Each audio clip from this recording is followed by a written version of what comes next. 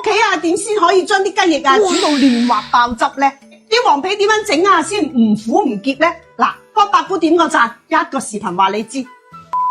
雞翼咧通常都係雪噶噃吓，我哋攞啲鹽同埋薑咧浸一浸佢先，而且咧仲可以去埋啲雪氣味噶。廣東人咧都識得用黃皮煲湯或者煮餸噶，佢係特別針對我哋講嘢嘅位置同埋豬肺噶。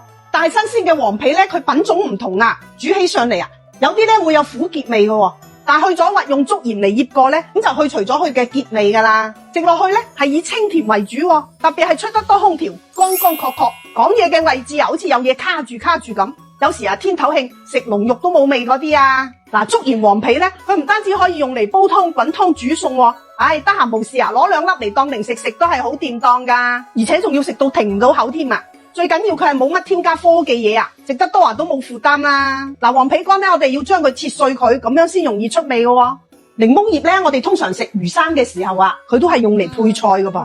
但係用佢嚟煮雞翼咧，嗰種獨特嘅清香啊，好過癮噶。記得用嘅時候咧，去咗條框喎，嗰啲框咧係有澀味嘅喎。一份咧我哋攞嚟切大片嘅，一份咧攞嚟切絲備用。嗱，雞翼咧想佢嫩滑多汁咧，千祈唔好戒佢喎吓。如果唔係煎嘅時候啊，啲汁流晒出嚟噶，咁食起身咪鞋濕濕咯。我哋用個叉或者牙籤咧，幫佢篤幾個窿，跟住用廚房紙巾索乾啲水分。嗱，醃嘅時候咧，我哋放啲大片嘅檸檬葉落去，再放啲薑啊、蠔油、豉油、生粉同埋鹽。生粉咧，佢係可以將啲肉質更加軟化。嗱，撈勻佢呢種醃法咧，攞嚟做燒雞翼都好正噶。再嚟啲油喺面醃佢1個鐘。